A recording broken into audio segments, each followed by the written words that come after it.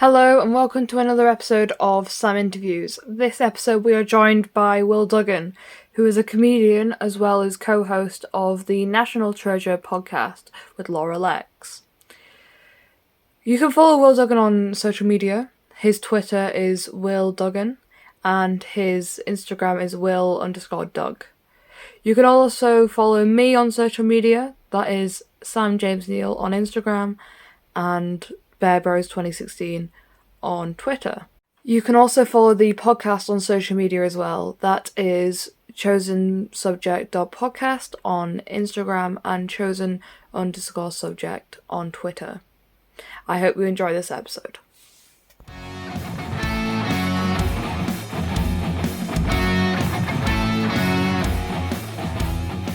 Right, okay. My first question is, what is your favourite TV show?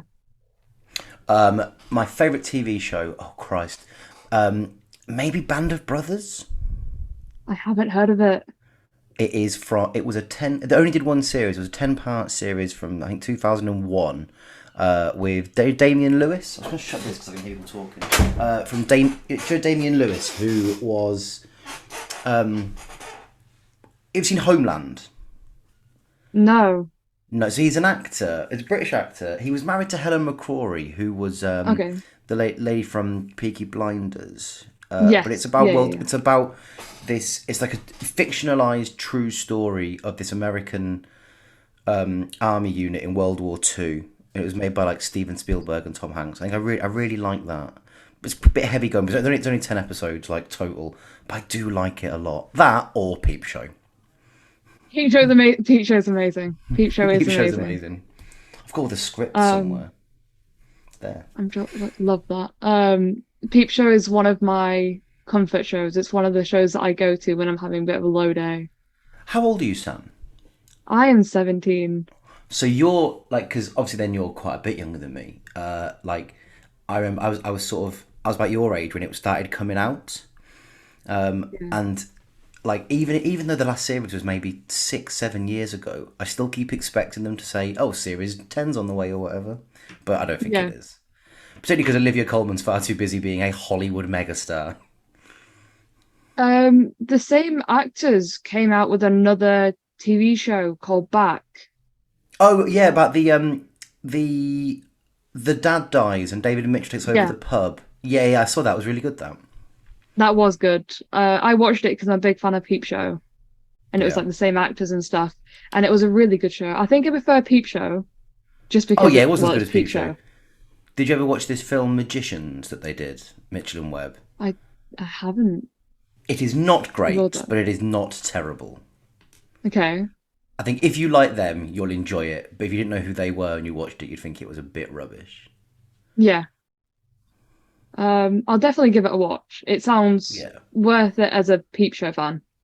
Yeah, that's it. Like, it's to complete the canon almost. It's totally worth it. But if any of your friends don't like Peep Show or don't know about Peep Show, haven't seen it, I wouldn't get them onto Magicians until they were a fast fan of that vibe. Yeah. So the next question is very similar, and it is, what is your favourite movie? My favourite movie. So it's a difficult question, that, Sam, because my favourite movie I know isn't a great movie. Like, you know, you're supposed to say, I don't know, The Godfather or Raging Bull or Taxi Driver or something, or Jaws, and I know they are fantastic films, but my favourite film is Hot Rod. You ever seen Hot Rod? It was a film. I've heard of it. It was it's the Lonely Island guys, so Andy Samberg and Jorma Taccone and Akiva Schaffer. But it's years ago, and like Andy Samberg plays this sort of Arrested Development wannabe stuntman, but Chris Parnell's in it, and Will Arnett's in it, and Isla Fisher, and Bill Hader, and it's really funny. I could watch that film every day. That film is actually on my list of films to watch. I was literally going to watch it after this because it's really good. I've recently got really I like the show, but then I've recently got addicted to it. I've recently got addicted to Brooklyn Nine-Nine. Yeah, love it. Like, I'm watching everything that Andy Samberg has done, and that was like, I was gonna watch that tonight. Like, it's on my list. Gonna watch it. if you have the time, watch that. And then I think that's definitely on Netflix. And then on Prime, they've got Pop Star, Never Stop, Never Stopping. And Okay. it's Andy Samberg and the Lonely Island guys. And it's sort of like a mockumentary about a pop star, which is Andy Samberg. And it's really funny.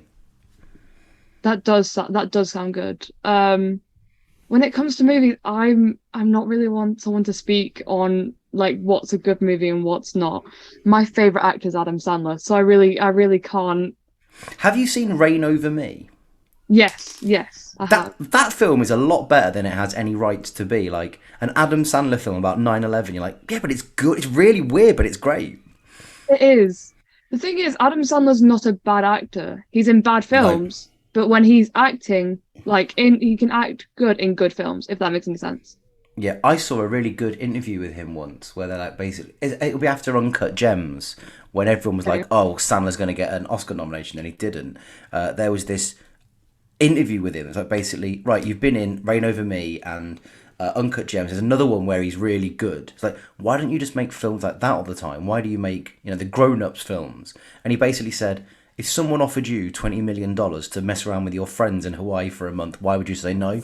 And it's like, fair play. Like, he doesn't think he's, he doesn't think that he's De Niro. He doesn't think he's Scorsese. He's like, I just like to mess around with my friends, and Yeah. great, good for him. Grown Ups is a great film, but I think I'd rather mess around with my friends than Now, I'm gonna agree with you there, but I'm gonna disagree with your last statement. Grown Ups is a great film. Grown Ups is an absolutely terrible film, Sam, and I think you know that. uh Come again, I think I'm on. biased. I think I'm biased because I like Adam Sandler.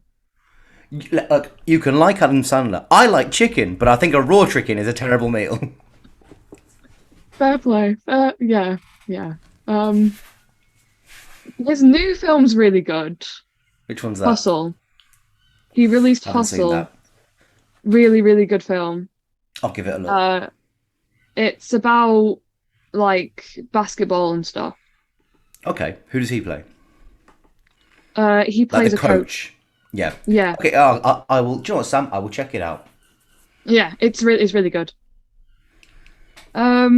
So what is your favorite genre of music? I like heavy metal, Okay. but like not. So you know Ed Gamble likes like death metal. I like Yes. some death metal, but I like sort of 80s heavy metal. Oh, I've just got a little email.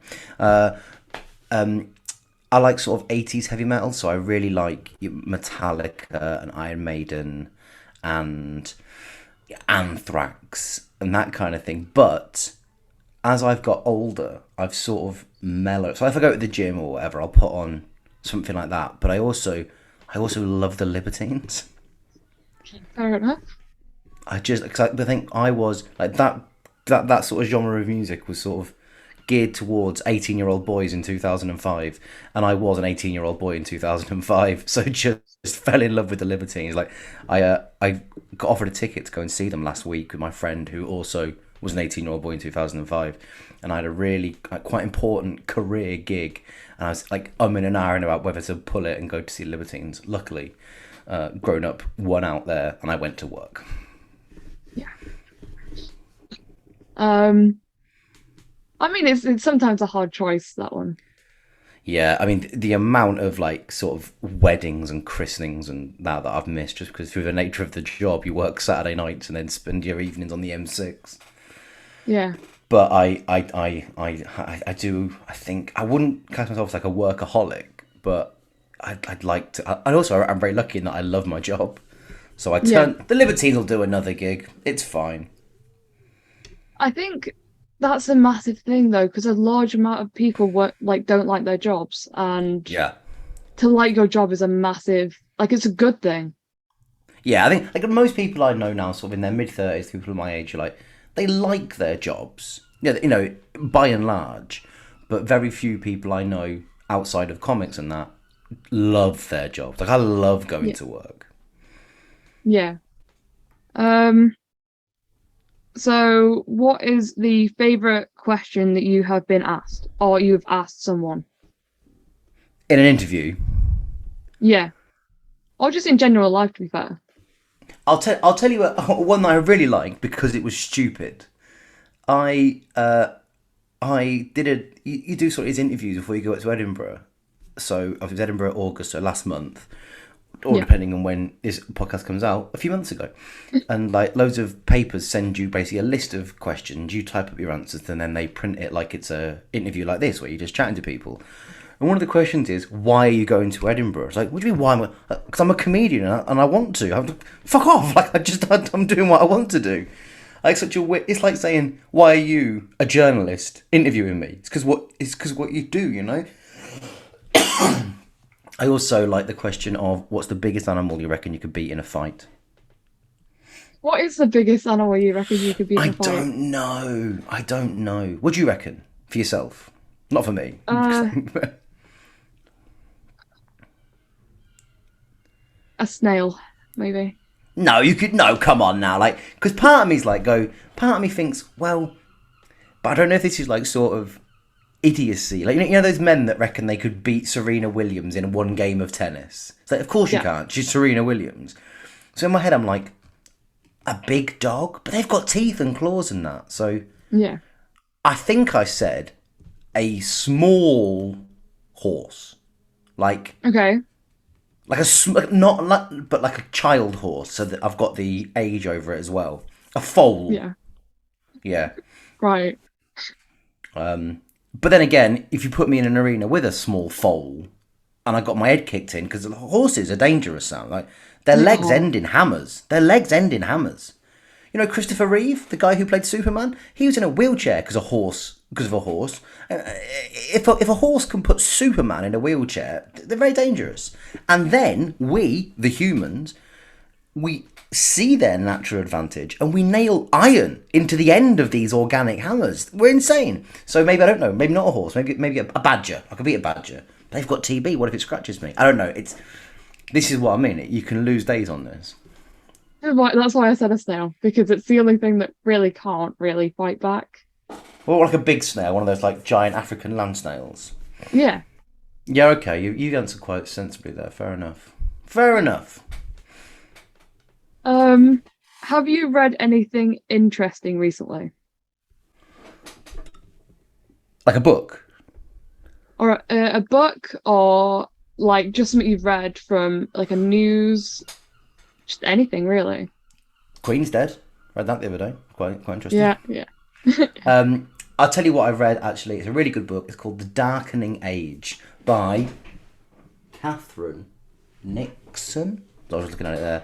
It's about, like, early Christianity and, like, how it spread from, like, just basically the Middle East to be global. And it's, like, you know, in the same way that, like, if you look at sort of like, and this is not to get at anyone's religion, but like Scientology, for example, because it's quite a modern religion. We look at it, we're like, these guys are insane.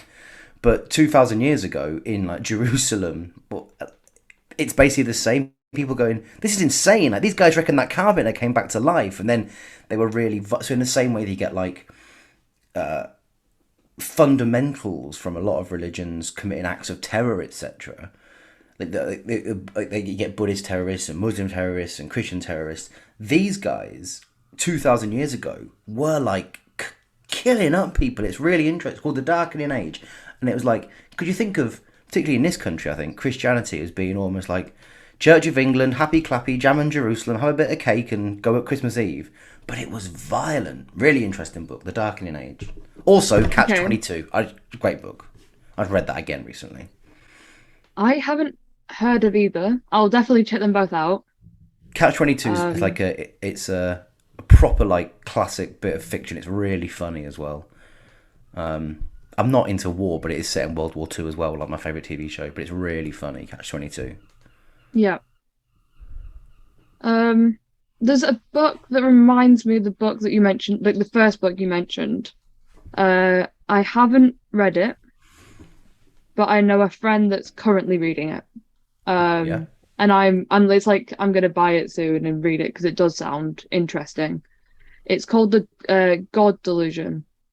Oh, the Richard Dawkins thing. Yeah. Yeah. So it's I think he I find him quite weird, Richard Dawkins, as a person. Do you know, for you, a 17-year-old little Gen Zer, you're like Richard Dawkins. He invented the word meme. Meme. Okay. You know, memes? Yeah, yeah, yeah, yeah. Yeah. Richard Dawkins invented the word meme. How did that happen? He was talking about, like, because do you know what? I'm going to Google it because you're recording this and someone's going to comment going, that guy's a fucking idiot. But he definitely invented it. Richard Dawkins coined the word meme in 1976 in his book The Selfish Gene. He described a meme as an idea, behaviour, or style that spreads quickly from person to person within a culture. There you go, memes. It's a lot. That word's a lot older than I thought it would be. Yeah, but I do think when he when he came up with it, he didn't imagine like Rage Comics or. Yeah, no, yeah. But yeah, there you go. Boom.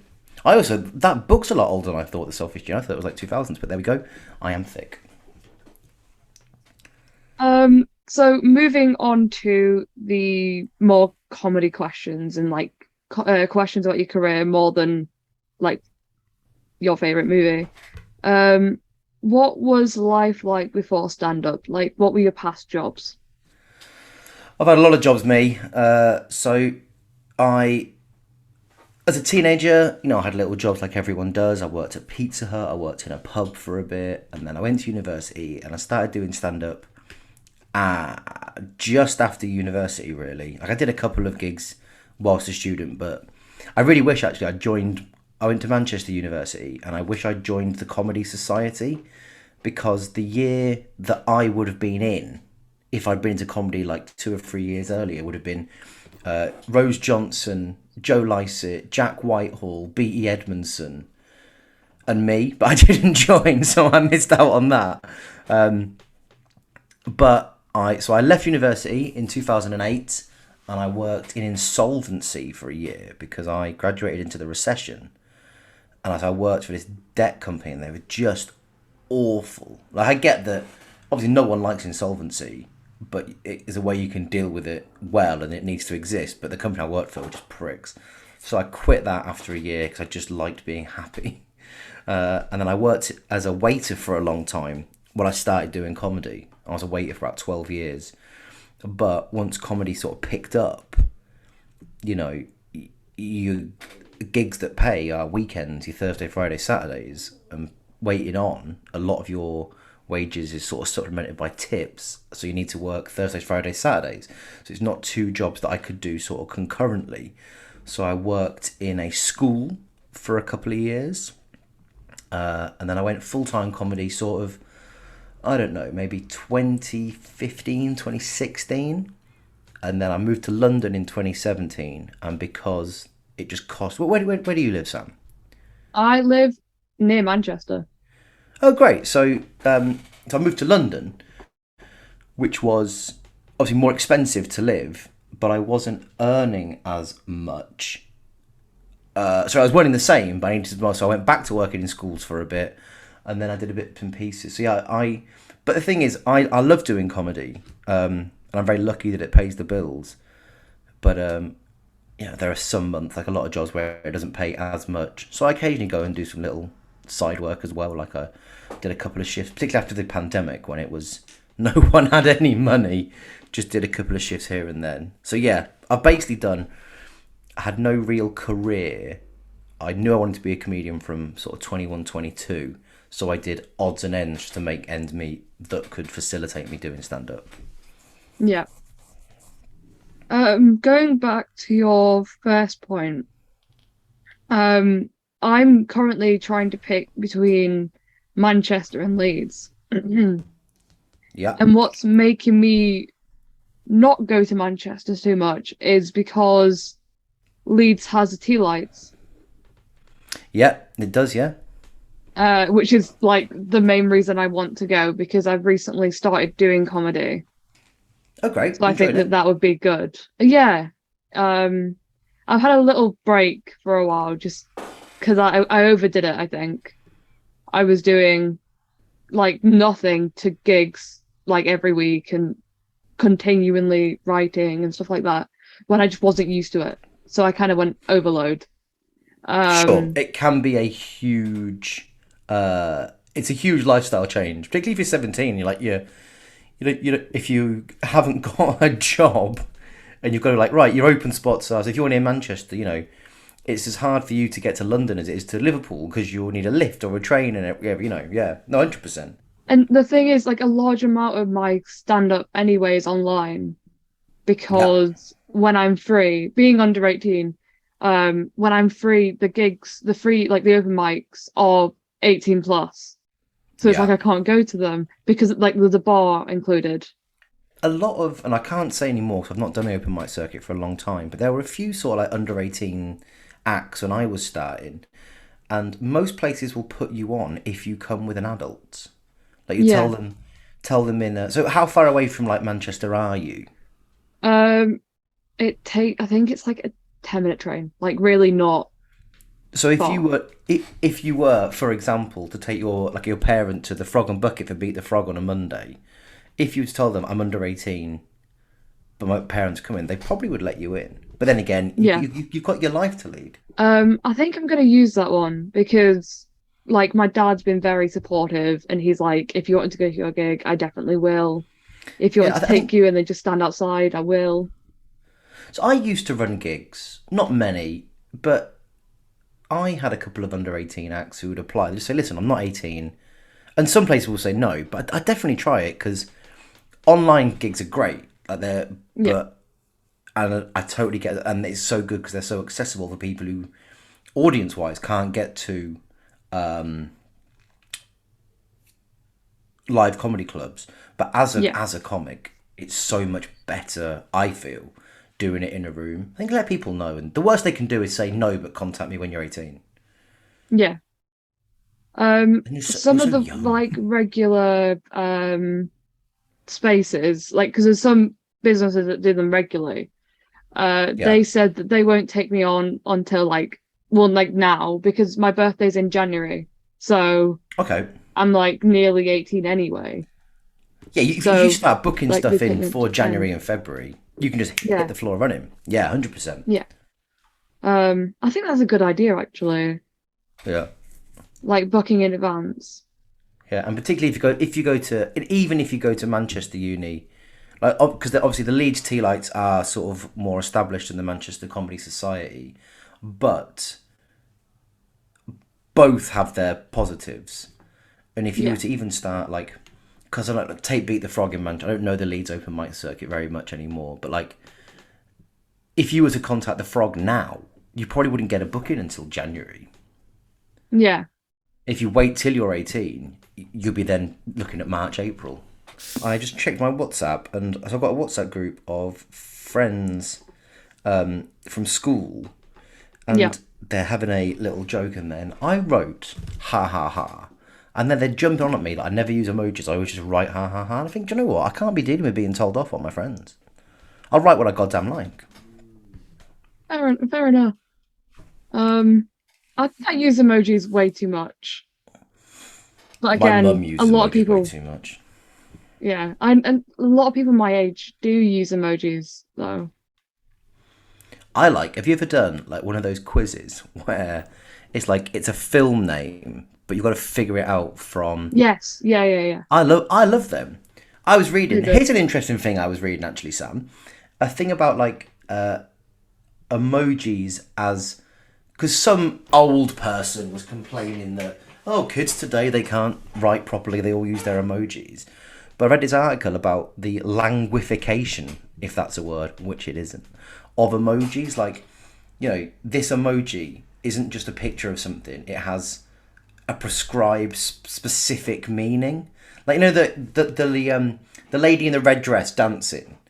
Yeah, Like everyone knows that's kind of like I'm feeling pretty excited by this. It's why have we ascribed that meaning to it? It's really interesting that.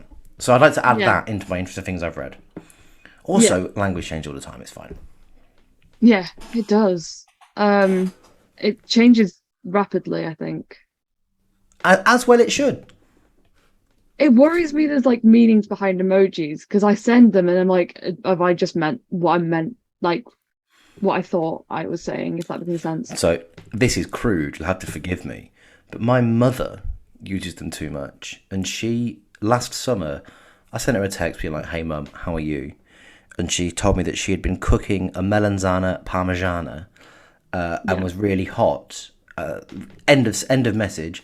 But then she added the aubergine emoji and the three droplets of water. Mum, that means something Oh, very different that I never want does. you, my mother, to send to me. I get it because No, the no. aubergine, melanzana, she's hot. The three drops of the sweat. It's like, that's not what it means, Mum. It's not what it means. That's good material, you know.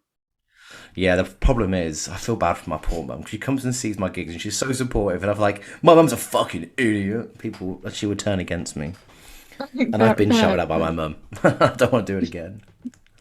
Yeah. Did that not start with old age? Well, not old age, but growing older.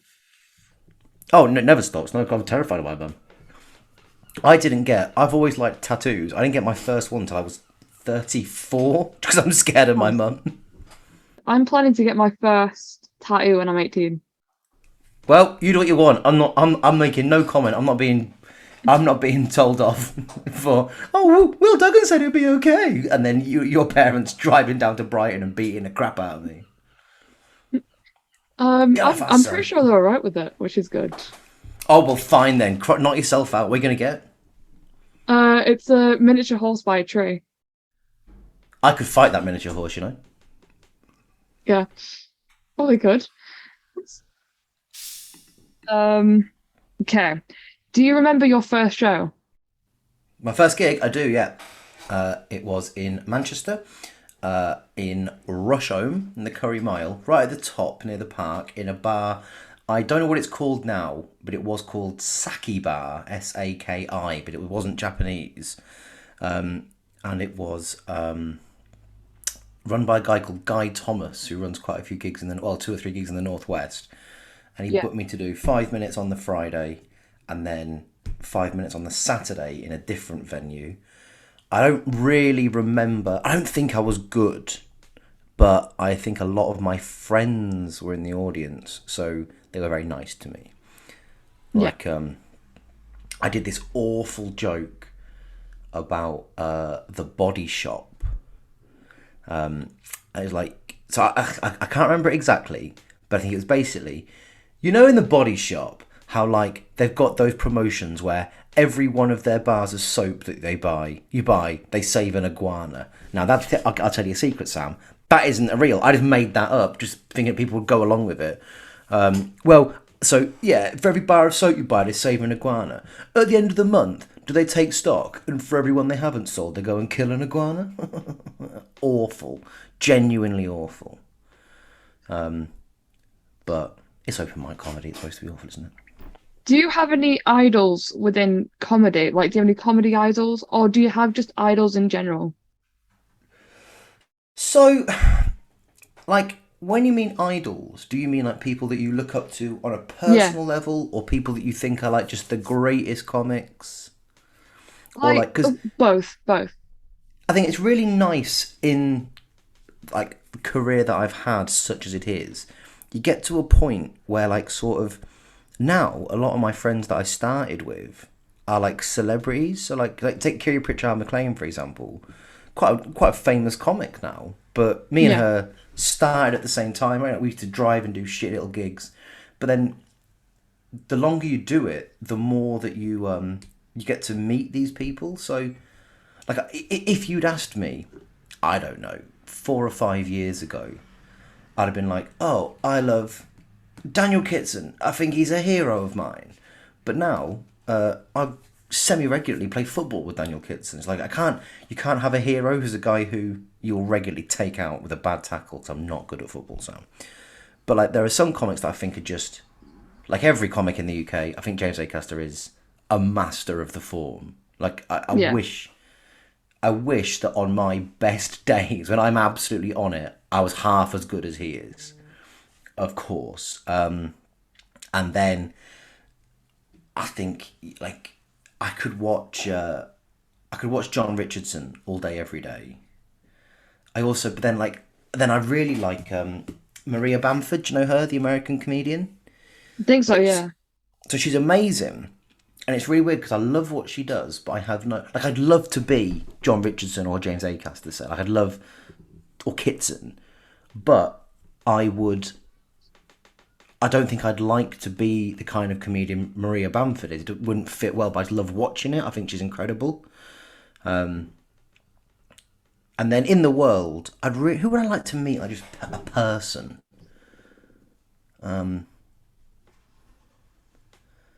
I don't know. I'd quite like to meet Barack Obama. Just have a chat with him. But I wouldn't say he's a hero or an idol or anything. I just like to have a chat with him. I think he's fine.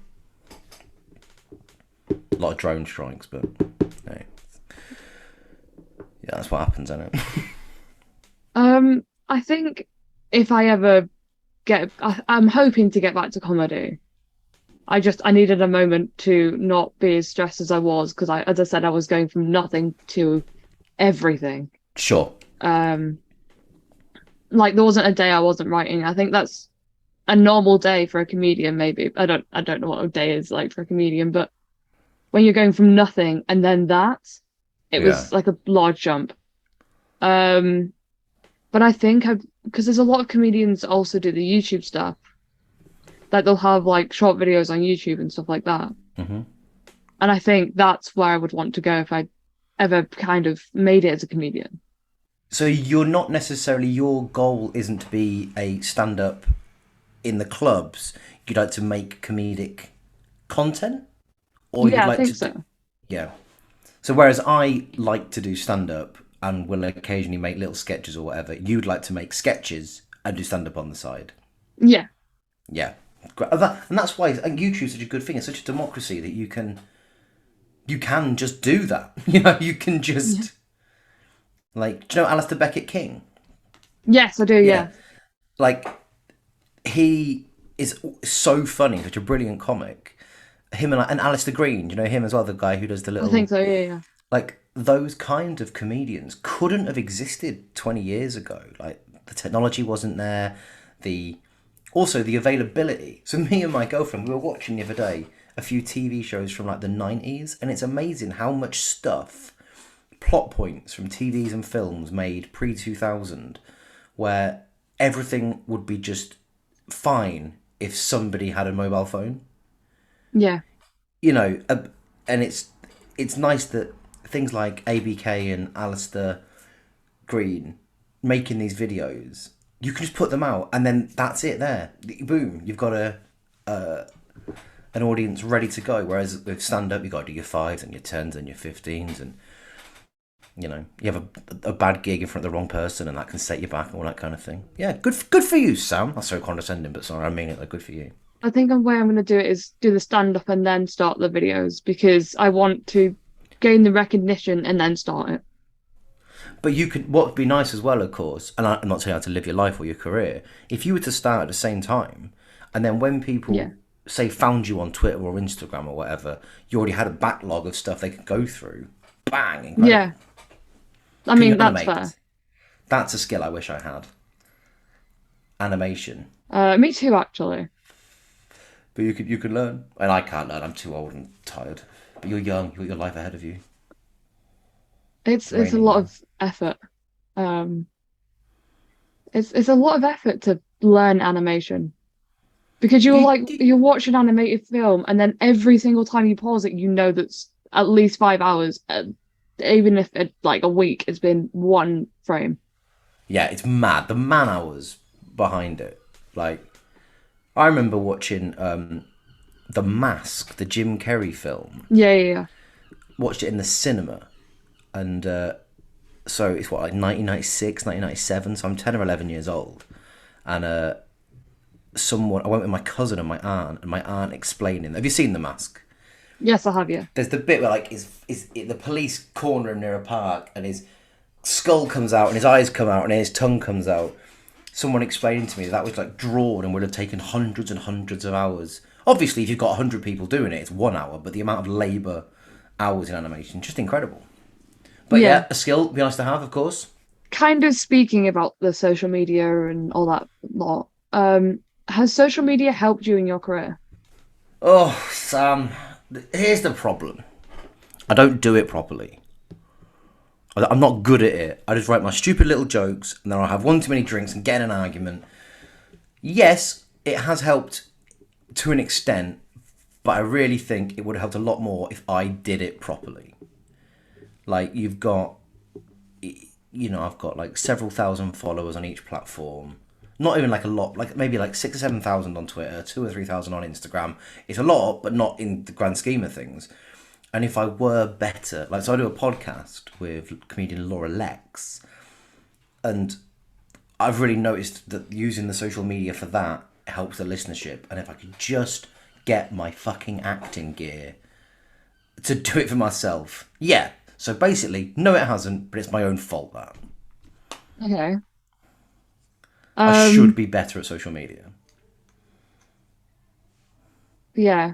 I mean, social media can be difficult. I've been told so many times by different people that if you're not consistently funny on Twitter and you're not consistently using Twitter, then you just won't make it. That's not true, I don't think, but I think that there are some comics. So, like, do you know Abby Clark? Maybe. So she is massive on TikTok. She makes little sketches on TikTok. Now I remember Yeah. doing a gig with her in sort of like July 2019, and she just started. She was a new comic. She was doing 5 minutes at some gig in Bristol, and then obviously 6 months later, the lockdown started, and she just started smashing out content on TikTok. And like, she got picked up by a big agent, and she's hosting a thing for the BBC now. So I don't think it's not that if you don't do it, it will never happen for you. But it's more, and this is telling myself off this. Why wouldn't you do it? Social media is such a great tool that Yeah. I could now. Josh Pugh, another great example. Do you know Josh Pugh? Yes. So Yeah. Josh Pugh's been a comic for a couple of years less than me, and he's a brilliant stand-up. It has been for Yes. years. Like, it's one of my favourite stand-ups to watch. He's a nice bloke, and then again during lockdown, just started doing a couple of little funny videos. But all it takes is one to go big, and then people have got their eyes on you, and then the next one goes big. And if you were to ask him, has social media helped you? It would be a resounding yes.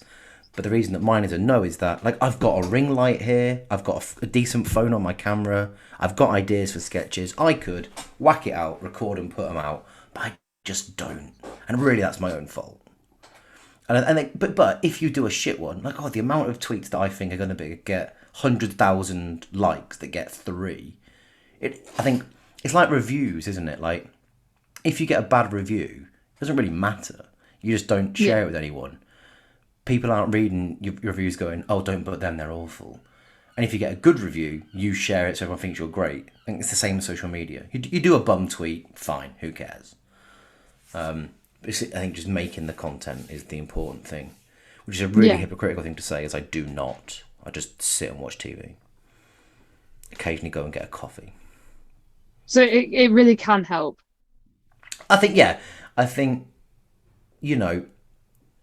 if you look at comics that are coming through, breaking through, the majority of them are people that have a brilliant social media way, like, but not all of them. Like Maisie Adam, for example, another great comic, doesn't use social media that much. She tweets, she Instagrams, she might TikTok, but it's not her main thing. But Yeah. she's done great. Whereas your Josh, your ABK, your Alistair Green, so, and then you get people again like Kiri, really gives people content all the time. It can't hurt. But if she does a bad story, no one cares. It disappears in a day. Yeah. Yeah, I think it's important, but it's not the be all and end all. Yeah. Yeah. What has been your best moment in your career? Um, Best moment in my career. So I was in a show in 2014 called Funs and Games, and we won one of the Edinburgh Comedy Awards. That was really That's good. nice. Yeah, Yeah. really enjoyed that. and we did we did a month at the Soho Theatre and that. Oh, and then I don't know, that was lovely. You know, I got my little trophy and got to meet Frank Skinner, which was really great. But I don't know. I think the thing I like most about it is, it's a tough question, that, Sam. And then so I did a gig last year when John Bishop was on, and he really liked me and asked me to come and do some tour support for him. That was great. So cool. Sort of like that. I think we're quite needy comedians. So my favourite bits are the bits of validation from when, like, it's really weird when you start doing stand-up. No, like, so when you go and do the open mics, when you start going to do them, it's kind of expected for you to not be very good because you're new. So when you are, people are like, hey, that's amazing, you're great. But then once you start doing like the paid spots or the weekend gigs, the expectation changes, because if you're doing a 20-minute set at the Comedy Store on a Friday, the audience assume that you're going to be good. So when you are, they don't congratulate you because they're basically going, well done, you just done your job. Like, of course. So when you get to that point where people expect you to be good and you are, to the point where they tell you, that's what I really like. I went to a place called, do you know, Macfest? You guys know Macfest, yeah? Yeah, I went to Macfest and I went to go see a bunch of comedians that I didn't know before. So, for example, Sakisa, I didn't really know who she was until afterwards. But I always, if possible, I always make sure that I can. It's like at that kind of place, the comedian just kind of stands at the back. Yeah. And just kind of like sits in the corner while people leave, and then will leave themselves, kind of thing. So I always kind of made it a thing to go speak to them and be like, that gig was really, really good. That's very nice of you. Like, well done. What if it was shit though? What if you'd hated it? To be fair, I've never been to a gig that I hated. You've never been to a gig you hated? Christ, I did it. I did one that I hated about a week ago. How did that one go? No, not good. Not good. Okay. Yeah, no, I've never been to see a comedian that I've not liked, but I've seen comedians that I've not known about. 1 in 10 of mine goes dog shit. I saw your like, I've never seen you in person. I want to see one of your gigs in person. I'm going to. But you might always be online preview, yes. Won't you? Yeah. Because I messaged you after that gig. No. He's my boyfriend. Right, sorry. Forgive me. You look so alike. We actually found each other through Always Be Comedy, which is, I think, quite sweet. Louis. That was it, Louis, yes. Yeah. Hi, Louis! Really appreciate that one. Yeah, no. We actually found each other through, like Always Be Comedy, which I think is a really nice way of meeting someone. That is really nice, yeah. I met my girlfriend at a gig. I think it's a perfect way to meet. Yeah, but if the gig gone badly, it would have been a very different story. You shouldn't be in there now. Was it your gig? Yeah, it was, yeah. I think the first ever gig I went to was, do you know James Acas's podcast? Off Menu? Yeah. I do, yeah. I went to go see the live version of Off Menu with Edgar Wright. Oh, yes. Who is amazing. So trying to hear a funny story about Edgar Wright? Yes. So you know that Funs and Games show that I mentioned earlier? We did a run at the Soho Theatre, and because it had won this award and people were talking about it, we had a lot of celebrities come down to watch it. And then there's a comedian called Adam Bloom. Do you know them? I think so. So he come into the dressing room because we all knew him. He's like, "Oh, my friend Ed has come to see it with me. You know, to say hello." It's like, great, no worries. Went into the bar at the Soho Theatre, and he went to meet his friend Ed. And he went, "Oh, Ed," and Ed turns around, and it's Edgar Wright. And I was like, "No, you can't just be like, come and meet my friend Ed, and it be Edgar Wright. Like, give me some warning. Do you know what I mean? Like, oh, come and meet my friend Jimmy. Who is it? Oh, it's James Stewart. How is it Jimmy Stewart? I don't like, it's ridiculous. But he was a very nice man. Yeah, yeah. He does give the vibe that he would be lovely.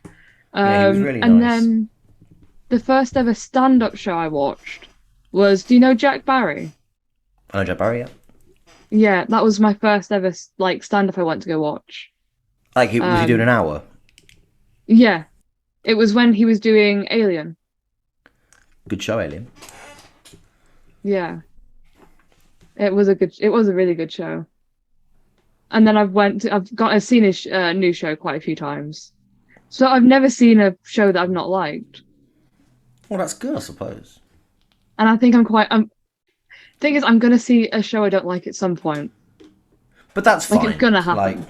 yeah, but the nice thing about shows is I've always said this. Like, even when you see a show that you don't like, it's fine because it's only an hour of your life, Yeah, and also I always feel bad. Like I've written bad shows, I've done bad shows, but no one sets out to write a bad show. Everyone sets out to write something brilliant and just doesn't always capitulate yeah, on it. yeah. Yeah, How do you write your stand-up normally? God knows. What I normally do is if I have a funny little thought, I whack it in the notes bit of my phone, and then I leave it for a couple of weeks. So I'll write it like sort of in a one or two lines, and then a couple of weeks later, I'll have a look through the previous 2 weeks' notes and see if there's anything, and if I can still tell. No, so let's say I write down, I don't know, how long is the world's longest ruler, right? And Yeah, then 2 weeks later, if I can still remember why I found that funny, I'll try and write it up. But if I yeah, can't, I'd get rid of it and I think, oh, maybe I'll have the idea again, but better. And yeah, then I figure out the beats of the joke, sort of like. So let's say the ruler one isn't real. I just saw a ruler. So like okay, if it was how long is the world's longest ruler, I think right. So this is a 45 centimeter ruler. So some rulers are 30, some are 15. How short could you go before it stopped being a ruler?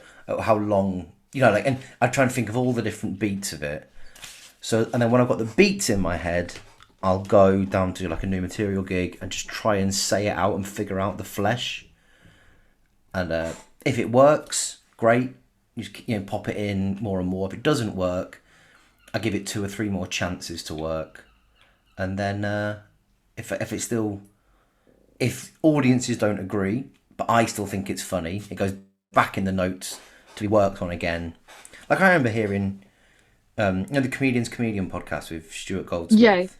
yeah, yeah, There was it's a James Acaster interview from years ago when he did his show about Yoko Ono, yeah. Okay, and he'd said in that interview that, like he'd had the idea to write material basically defending Yoko Ono about 5 years previously, but he hadn't been able, whether it hadn't been a good enough comic or he didn't have the skill or the way to make it work. And then 5 years later, he's like, "Oh, it's like this." So I never burn anything if I think it's yeah, funny, but it's trying to get people to agree with you, So it's yeah, yeah, finding that. So yeah, basically, I have the idea, sit on it for a bit. If I still think it's funny, write it up, throw it out to the wolves a few times, and then I often go, at sort of that point, I'll go how I've got a couple of friends that I write with where we'll go to a cafe or something, and I'll bring my bits that I'm working on. They'll bring the bits that they're working on, and we'll just offer like toppers or oh go this way instead of that way yeah, on yeah, ideas. So that and then once I think it's good and it's passed all those different like sort of tests, when I do a weekend gig, I will in the middle once I've got like the trust of the audience, I'll whack them in, and if they work, then the set just sort of evolves. So that bit comes out, that bit goes in, that bit comes out, that bit goes in. Because I often worry that I don't change my set enough, but it's because I don't just go right, burn all that. Here's a brand new 20. It's constantly little bits changing. It's probably completely different to it was a year ago, 2 years ago, but it's happened incrementally. yeah, yeah. I think that's very similar how I still do write stand-up, I just don't write it in full, if that makes any sense. So I was like, if I'm walking down the street, and I think of something funny, I will just add it to my notes app. Um, I a lot of my stand-up comes from my uncle though. Are they a real person? Yeah. My entire show is just me making fun of my uncle. Do you know, I'm not going to say who this comedian is because they're a nice person. I did a gig years ago where a comedian just did a 20-minute set, which was, and it's fine for you to do it because you're new, but they were like a professional Yeah. comic, basically funny stuff their daughter had said. And someone went, and then the owner of the comedy club showed me the TripAdvisor that basically someone had slagged off this guy on TripAdvisor and said he was rubbish. By the end, I thought his daughter's a lot funnier than him. I wish his daughter was here. A lot of my stand-up when I'm doing like talking about my uncle though is I blame them for a lot of things that they've done. So, for example, when I was like 8 years old, they showed me a show called Jigsaw, and yeah, I can't say the word. Good. The character Nosy Bonk, who is a terrifying character, and it was kind of me being like, my life is a mess, and I think it's because my uncle showed me this show. That's funny. That's very funny. Um, you kind of mentioned this, but not too much. What's your best show? That I've done. Yeah. Oh God. I think my favourite one I've done was one I did in 2019 called Class 2, and it Okay. was about my imaginary friends from childhood. If I met them now, what would they think of me? That's a good idea. Yeah, that was a Yeah, really, really good show. That was yeah, that show went very well actually. yeah. And then I liked my show this year. I did a little one last year as well during the in 2021. But yeah, Class 2 was my favourite. And then so I'm not going to Edinburgh next year, Okay. having the year off. But I've had an idea for the show for 2024. Okay. So I've started writing that, and it's quite nice. I'm looking forward to that because I've got so long to do it and run it through and all that kind of thing that I think that. So, do you know what? My favourite show is probably the one that I haven't finished yet because I think it's going to be really good. Just have to Okay. hope. It's quite upsetting that you're not going to Edinburgh next year because I was told that Edinburgh's better once you turn 18 because you're not like there's no age restrictions for places. Yeah. Well, I might go up So for a few next days, year's but like I was yeah. I was chatting to the production company that I work with, saying that I might go and do a little 3 or 4 day work in progress, but we'll see how I feel in the new year. I do like Yeah. Edinburgh, and I've been every year since 2011, other than Okay, obviously that's a lot, yeah. 2020, and I've done a show there, either in shows or spots or like my own solo stuff every year apart from 2018. But even then, I went Yeah. up for a few days. Did I? Maybe I can't remember. Yeah. It's good. I haven't been to Edinburgh comedy, but you know how they have the street acts? Yeah, I went to go see the street acts. Oh gosh, like I want to say like 10 years ago. you'd have been very young. Yeah. I remember it because of the weird stuff that they do. Like I remember a guy was like laying on nails at one point. Classic street So performer. it's something that's like stayed with me.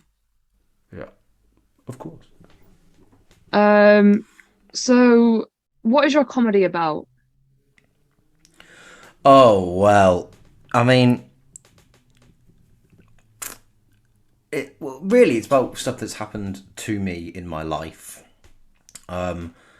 But I was once described as the cheeriest miserable person that you'll ever meet. Okay. Like I'm often quite angry in my stuff, but it's sort of like with a wink. Like I'm not shouting and screaming at people. I just I don't know. It's a very hard question that because there's no way to answer it without coming across either apathetic or arrogant.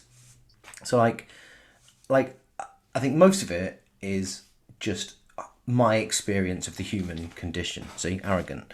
But I just think like so much comedy at the minute is about a lot of comedians try and deal with issues, but I don't really think that I'm the mouthpiece for any of these things, so I don't get involved. Not through not caring about them, but like no one wants to hear a straight white cisgendered man talk about the trans community or racism or classism. Like it's not my, and at the risk of sounding like I'm trying to pay lip service to good things. It's those things for me to listen to rather than talk about. Do you know what I mean? Like, you know, if I was asked out and out, what do you think of the trans community? Like, yeah, fine. I've got no issue. Of course not. I'm not an idiot. But I'm not going to go on stage and be like, hi guys, I'm actually an ally. Because I think that's, if anything, as nauseating as the other side. Yeah. Yeah, most stuff is like stuff that's happened to me or stuff that has affected me. But that's also when I do hour-long shows. When I do like just the circuit, just do 20 minutes. It's just how many laughs can I get in 20 minutes? Like, you know. And I think that's important as well in comedy. That like when you do an hour-long show, I think it's great for you to discuss something, try and hit something a bit deeper through comedy. But when you're doing, say again, the Comedy Store, whatever, on a Friday or Saturday night, it's people on stag do's, hen do's, birthdays, work outings. They just want to laugh for as long as they can. Like, do you know what I mean? Like, just do your silly little jokes and get off. Yeah. I've seen one cis male talk about trans stuff, and not like a homophobic way. I know there's like a lot of Ricky Gervais stuff. But there was Acaster. Acast did it as well. But like one that I saw at Mac. Do you know Rich Wilson? I know, Rich. Yeah, he did a bit about Yes, so I like took my friend in the toilet and I fucked him. yeah, but like Yeah. his friend was saying that, and he was like, "Well, just no." Yeah, but see, that's Um, I've got no issue with that. I think that's it done well. yeah, But and don't get me wrong, like if I ever wrote a joke that featured, say, the trans community, that I wouldn't shy away from it, but I don't set out to like. I know some people will sit down and go, right, my show's going to be about the gender pay gap. I think that person has to be a woman because that's a person being affected by the gender pay gap. Whereas if I, a man, wrote a joke about the gender pay gap, I think that would be fine. But I can't set out to like go, I'm going to educate people on this because I think it's not my place. I'd have to shut up and let people do it. Do you know? yeah. Yeah. I'm quite a big fan of Al Murray Pod Landlord, and I remember before I knew that he was a character, it was just when I started watching him. And I remember a joke that he had made being like, I believe in equal pay, and that's why I make my women work longer. Very To funny. kind of do like a joke in his character. Yeah, And very I funny. didn't know about that being at the time. I didn't know that was a character, so I was kind of off put by that. But like, I remember when I went to go see Richard Wilson. I went to go see him after the show, being like, "That's a really good gig," and myself being part of the transgender community, I was like, "Thank you for doing that." Like, it's something you don't see as much, and I'm just like, "Thank you," kind of thing. That's nice. Um, so I think if it's done well, it's good. Yeah. Like, what's that? It's a really good joke. It's by a Muslim comedian. And he says, I was playing, in America, I'm playing baseball the other day. And I got hit in the head with the ball so hard that I saw Jesus. Like, do you know how hard you have to get hit to see someone else's God? Like, that's a funny way of... It's all Yeah, about deafness, isn't it? It's deafness. If you can do that thing... if you can talk about big things without A, labouring the point, B, trying to come across as like, I don't trust men who come on stage with like, I'm a feminist. Like, yeah, you are, because if you're not, you're a dickhead. But men that say that, I think, who are you trying to fuck? Like, Yeah. it's all about deafness. Yeah. Sort of like the question I asked you earlier. What is the worst gig you've ever done? The worst guy, strap in, Sam. I was booked to do a charity gig. Maybe I've been a comedian for maybe 2 or 3 years, and it was a dinner. And then there was a famous comedian who I'm not going to name because I don't think it's their fault, doing Okay. an hour. But before it, me doing 10 minutes. Now at the time, Sam, I did not have 10 minutes. I had about 7 minutes. But I thought, I'll pad. I want to do a gig with this person. So I get my suit on, I go down, I eat the dinner. This famous comic's not there. But I thought, that's fine because they don't want to eat dinner. They're a celebrity. They're going to come in, do their stuff and go. I'll have a chat with them afterwards. So it's getting closer and closer to comedy time. And the organizer goes, oh, by the way, blank isn't coming. Can you do an hour and a half? And I was like, no, I can barely do the 10 minutes that I've promised you. Like, absolutely not. They went, well, just do what you can. So then the organizer goes on the stage, gets the microphone and goes, hey, are you all excited to see blank? And everyone goes, yeah. And he goes, well, he's not coming. Please welcome to the stage, Will Duggan. So I walked on to 200 rich old people going, who the fuck are you? And I did 40 minutes to silence. Like at one point, I said, hey, does anyone work in admin in a business? And someone went, yeah. And I went, cool. Awful. At the end of the 40 minutes, there wasn't even a mic stand, so I just had to put the mic on the floor of the stage. I left, I got my coat, and I was gone. It was awful. It's a high expectation for them to expect you to do 10 minutes to Yeah. an hour and a And half. I later found out that this celebrity comedian had never been booked. They'd used his name to sell tickets. I think I think that happens quite a bit though. Well, there was And a it shouldn't happen. there was a comedy promoter in the Northeast years and years and years ago who went to jail for doing it. Yeah. Oh, there you go. There was a gig I was meant to go to, and then COVID happened, Sure. and some very big names were going to be invited. Um, and looking back on it, I don't even think that they knew. Yeah. And it was in It's it. Kettering as well, so it's Hey, that's where really, I'm from. yeah. I was watching your stand-up the other day, and like doing research and stuff, and it was the joke about I can't remember the full joke, but it was like my roommate, and then you were like, it's my dad. Oh yeah, yeah, yeah, yeah, yeah, yeah, yeah. I Yeah. remember that. That was very good. Thank you very much. Um, but yeah, no, I don't think these big names are going to be going to Kettering. There was like 10 big names meant to be on this one night Oh, was this in at Wixty Kettering. Park? Yes, it Yeah, was I saw that the one. poster for that. I saw the poster for that. Yeah. It They didn't was ask me, despite growing up 400 meters away from bloody Wixty Park. I've actually been to Wixie Park. It's good, isn't it? It's all right. Kettering has got a nice town. I think it's absolutely fine. I grew up there, so I think it's fine. It's better than what we have here. Fair enough. I'll give you that. Where are you from again? Like near Manchester, it's like half an hour away from Manchester. I mean, I could just tell you and then bleep it out. Don't dox yourself, Sam. Yeah, no, I can tell you and then bleep it out. I'm like, Okay, great. So so that town that you're from is the first yeah. place I ever got punched in the face. Give the story. I was in a club.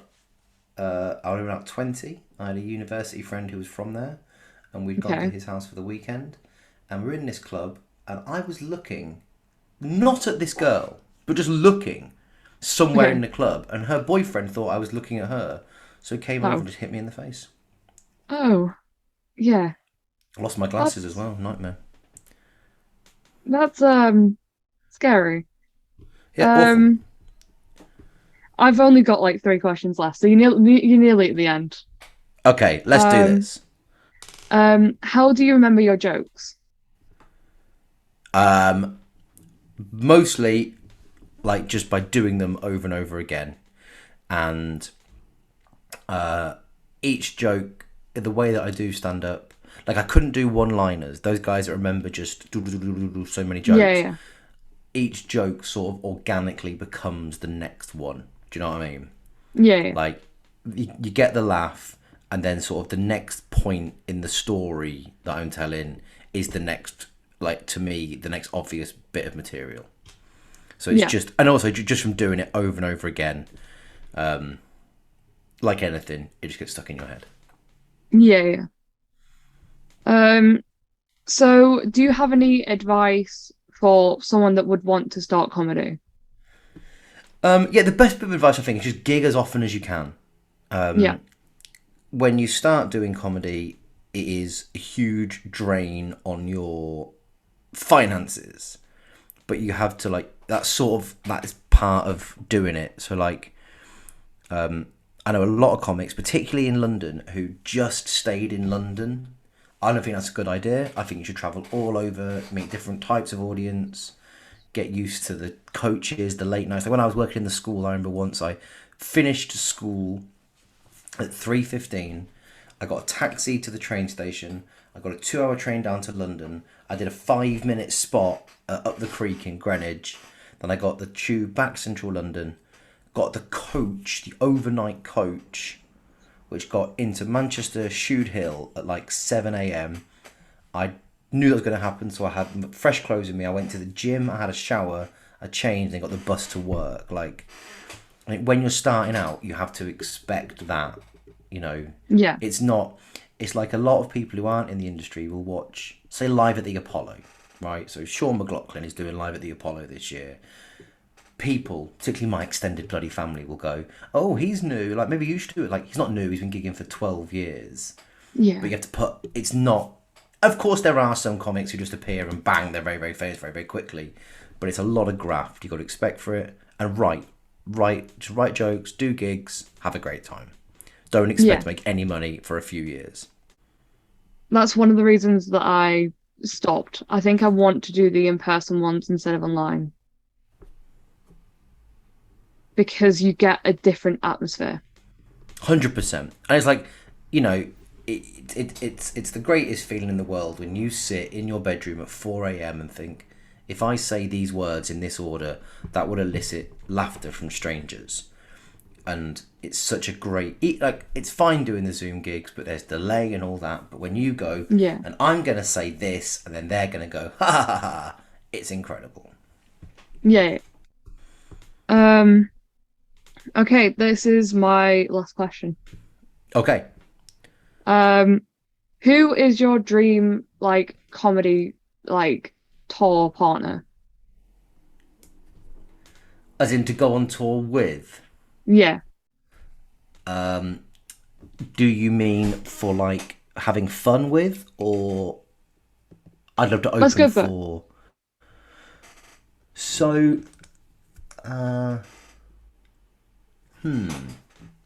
I'd love to open for Ellis James or yes. Mike Wozniak. I just think I'd have a real laugh with them. I met both of them at Mac and they were both very, very lovely. So I've never met Mike, but I've met Ellis a few times, and he's just really Yeah. nice. And then I'd love to go on tour with, I don't know, maybe. No, do you know what? I'm going to say Mike Wozniak. That's the Okay. answer. Mike Wozniak. I Yeah. think we'd have a good laugh, and I'd love to watch him do his stuff night after night. Yeah, yeah. Or maybe the horn section. I don't know. The horn section is really good. I remember when I met Mike Wozniak and like getting a photo and stuff. I dropped my phone mid-photo, which is obviously the last thing you want to happen when you're taking a Of course. photo. And he was really sweet about it. He was really nice. He didn't, Yeah, he he was like, "You're strikes me fine. as a You're, good person. yeah, yeah, yeah." And then, like, in the same month, because I didn't go and see his show, I just kind of saw him walking around. Yeah. In the same month, I went to go see his show because he was doing a show with like James Acaster and stuff. And I met him before he went in. And again, he was lovely. He stopped and took photos with me and was just like really pleasant. So I can see why you would say Mike Wozniak. Yeah, I think 100%. Yeah, I'm going to stick with that, Yeah. Mike Wozniak. Good question. Yeah. That is your last. You've made it. Well, thank you very much for having me, Sam. I've had a lovely time. Thank you for doing this. I really appreciate it, Oh, especially because it's been an abs- hour and a half. absolutely my pleasure, mate. Okay. I'm gonna go and make some satay chicken noodles. I'm gonna go watch that Andy Samberg film. Yeah, watch it. Let me know what you think.